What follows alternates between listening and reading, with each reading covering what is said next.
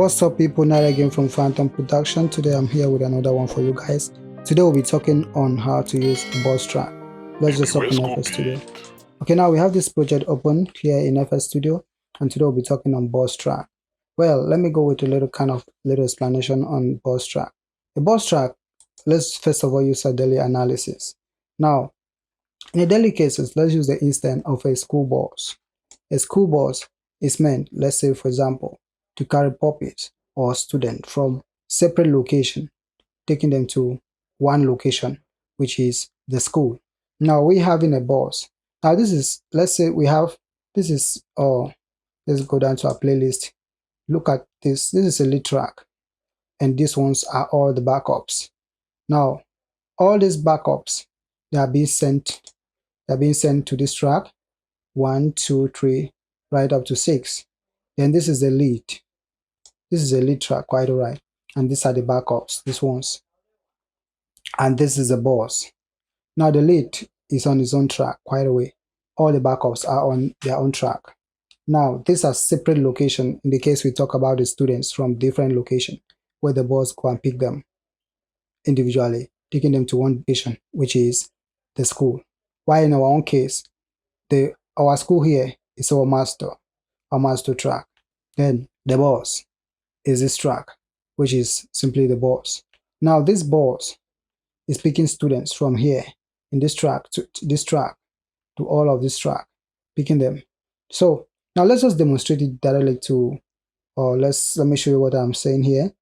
If you come here, let me just show you what I'm saying. This is the boss, right? Quite alright. Now this is the track 1.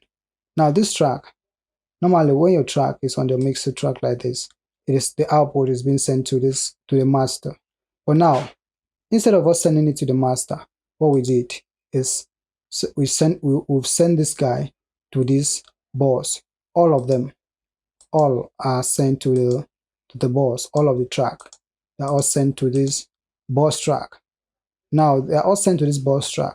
Like in the case of the school that we said, all of this, let's say all of the students or pupils that have entered here to this boss, and now this boss is taking them to the school, which is the master here in this case.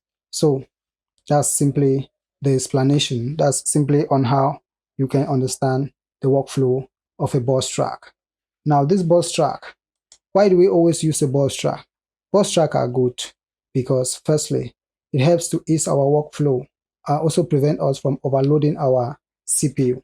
Quite alright. Okay, now look at the effects that I've applied on this boss track. We have 7 effects here. 1, 2, 3, 4, 5, 6, 7. Now let's say we didn't use a boss track and we were to just go with our tracks, not using a boss track. Now these 7 effects that I've applied here, if it wasn't on a boss track, all the 7 effects would have been applied here individually on this track. You can imagine the load. Let's say this is 7 effects. This 7. Let's multiply the 7 by this 6 track. You can imagine the work you're giving your CPU. Now, how do we create a boss track? So this is an individual music track. You just go to the track, you right click. Let's first of all rename it. Let's say you got to rename your stuff so you can understand when you're doing your mixing. So let's just say boss 2. That's a boss 2. It is renamed. Quite alright. Now let's say I want to send these 2 tracks here to this boss. You just highlight them. Take this chain, go down here, and you right click, you put it like that, meaning you've sent it to that track. Now wherever the track was, you disconnect it from this one. So let's say I want to send this other track again.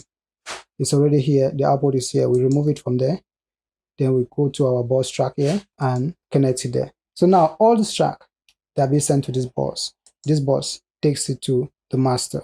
So guys, that's how you can use your boss track to ease your work and also prevent your CPU from overload.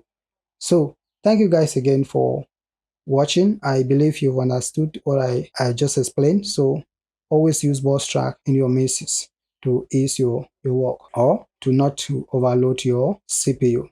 Guys, always use boss tracks. So let's look onto our playlist. Now you can see, look at everything production.